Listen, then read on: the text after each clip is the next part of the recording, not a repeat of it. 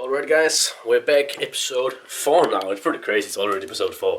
But today we have primary deadlifts of week 3 in a 4-week block. So this is the deadlift that is going to set me up for next week, which is the last week of the block. And of course we have pause deadlifts today, because as I mentioned recently in this blog right here, I think it was episode 1, I only have pause deadlifts. I don't have any regular deadlift this block.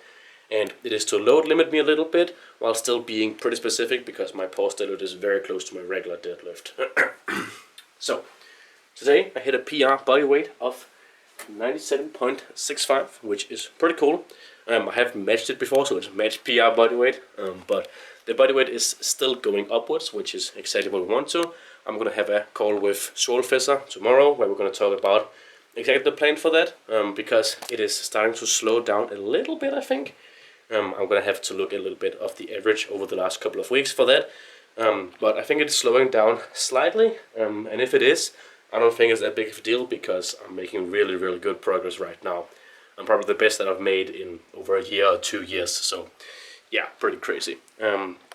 So when gaining weight, everybody, or almost everybody, sees really good progress in the squat and bench press. But a lot of people actually see regression in the deadlift. Like they actually see the deadlift going worse than in a maintenance, because the leverages change quite a bit for the deadlift. So you get like more mass into your belly, literally, because like you have food in it, and also just because that is where the weight like first goes to, pretty much for most people. So that is not good for the deadlift in terms of leverages. Even though you might be stronger, you also have to be that much stronger to pull a normal deadlift. But recently it has been pretty good, and I've found a way where it still feels pretty good. So what I'm going to do is, for all of my deadlift trainings, deadlift sessions, because all of the days where I deadlift, the first thing I'm doing in the day is deadlift. So and the other one deadlift day I have 2 times a week, it's only deadlift. This time it's deadlift and bench, but it's just some Larsen press bench. So what I'm going to do is I'm going to train a bit earlier, and I'm going to train on just 1 meal instead of 2 meals. So right now I just ate breakfast like 1 hour ago-ish. So I'm actually going to take my pre-workout now, and I'm going to go to the gym pretty soon. I'm going to go to the gym now. So I don't have as much food in my belly right now. And then I'll just eat all the food after the training here, and it should be good. Because really the biggest issue with the calorie surplus in the deadlift is how bloated you are. And hopefully with me only eating 1 meal before going to the gym, I'm not going to be as bloated. Just got the pre-workout in. And actually one more thing I forgot to mention is, even like the bloatness issue with bulking and deadlift, and in general just the issue with bloatness and deadlifting is pretty big. Actually so big for me that I don't even like to drink water while I'm training if I'm deadlifting at all. I don't like to drink anything. It is really, really annoying, and I get like cramps in my airway, and it's super annoying, it's painful and everything with that. So what I'm doing is I'm taking some electrolyte powder with my pre-workout right now, and I'm drinking just like 500 milliliters of water, so half a liter, something like that, right now, about maybe 1.5 hours before my top set. And that's all I'm going to drink before my top set at all. I'm not going to drink any more or anything like that. So I'm counting on the hydration from that to help me throughout the deadlift. And that is the same thing with competitions. I'm going on a fine line between being hydrated enough to be strong while still drinking so little that I'm not bloated. And that's pretty much the same thing. So let's go for the bus so we can go train.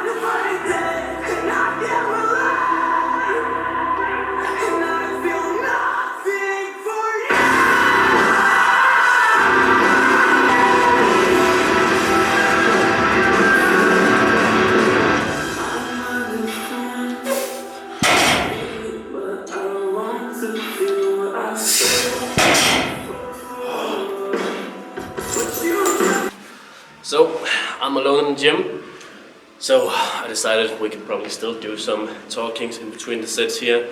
I don't have the mic yet, as I talked about, so that's why I can only do it when there's no one here. That makes sense. But when I get a microphone, hopefully, maybe after Christmas, something like that, I could probably do this a lot more, where I can just talk in between sets and get my immediate thoughts here. So, top set 293 was really, really good. I mean, positional-wise, it still doesn't feel amazing because of the bloatedness and everything with that I talked about before coming to the gym. But strength-wise, we're really, really good. Like, that is above my 2 rep max in regular deadlift, and it's only week 3 and it's with pauses. So, yeah, I think we can pause double, like 300 kilos next week, which would be pretty insane. So yeah, really excited for that. And for now, for the back offs, I did one set here, 250 kilos, and it felt about as heavy as 293 did for my top set. So I think it's mostly because my hands cannot tolerate too many heavy sets. They're just fine for like a competition or like 3 heavy singles, something like that. But when it comes to doing lots of volume back off stuff, like I would probably prefer using straps. I just did one set here without to get the feel of it, see how it feels, but it didn't feel that great. The top set felt way, way better. So I'm gonna use straps for my next 2 sets here, and really try and use the Q extra long arms or ultra long arms. I think I called it that last week. And that really seemed to help on my back offs last week, to really use that with the straps. So I'm gonna try that out.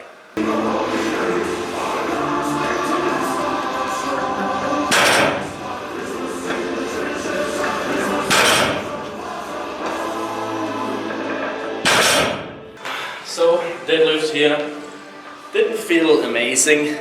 Again, the top set still felt way, way better. I think it just do be like that, really. Ain't really much else to it, so just gonna have to do the work. Sometimes it feels good, sometimes it don't. Right now it don't. Still gotta do.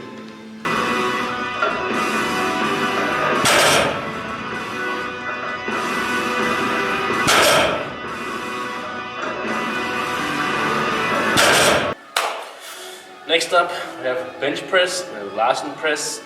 I've done Larsen press on this day for almost a year by now, but every single block except for this block, it's been triples. But this block, it sets a 5, so it's a little more fun to switch things up here and there. So I think that's the primary reason why we're doing it. So what we're gonna do here is we're gonna work up to set of 5 as usual, and we're gonna take the last warm up at around last week's top set. And from there we'll gauge where we'll get the top set at. The only different thing is I don't have anyone else here, so I don't have anyone to give me outlift, but it should be fine.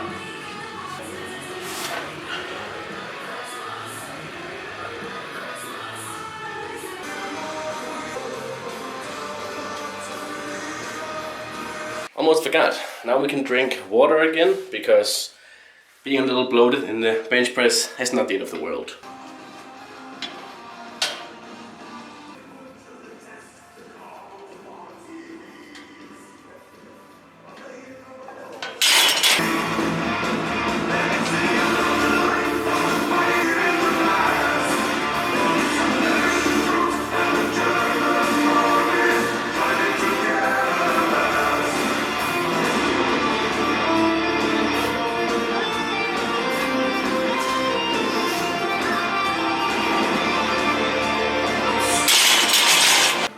Alright. I think the no outlift really had a big impact on me, and I'm also just not feeling crazy strong today, although this is only like 10 kilos off my triple PR. Was at a 5 at like RP7, so it's still good. It's not that. So yeah, should be good. Even better for next week.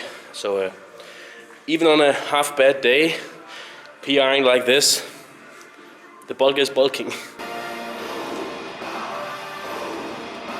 Alright guys, we're back with the voiceover now. Someone came into the gym and I didn't feel like interrupting those with their training, with me talking throughout my sets here. But I would very much like to know your guys' opinion.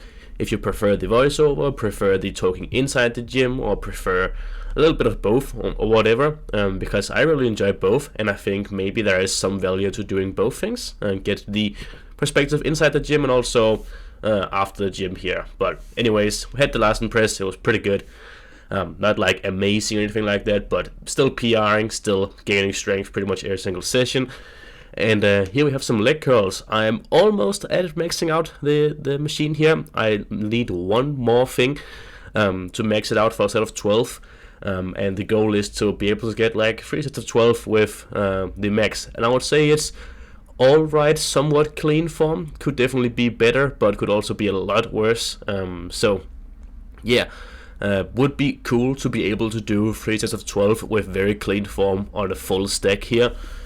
So I'm guessing that should be the goal within this macro cycle. Now we also have some chin-ups here. I haven't showed many of those, and I have 3 sets of AMRAP to RPE 10 a week of these, and it's always chin-ups. It's pretty cool, although they don't always feel great for my elbows and stuff. This time I hit 17 reps, which is a new PR actually. So I've increased my reps in the chin-ups every single week, even though I've gained weight. So it's not like my body weight to strength ratio is going down or anything like that. It's actually going up by a lot. I've increased it by 2 reps every week until this week, where I increased it by 3 reps. But I will also say the form here isn't super clean. But again, it wasn't either super clean last week, so not really the end of the world in terms of tracking progression there. And really, one thing that I'm super happy about with the bulk is I don't really look any more fat, in my opinion. Like, it looks like my body fat percentage is about the same, and sometimes it even looks slightly lower in some body parts, even though it probably, I would guess that it is slightly higher. And I can definitely see that my waist is bigger, but that could also be like a lot to do. It could have a lot to do with me just eating more food and having more food inside my belly. But really, besides my belly and my chest, my arms and my quads and all those things are looking as lean as ever, and they're looking bigger than ever. I measured my arms to 43 recently, which is a huge PR there.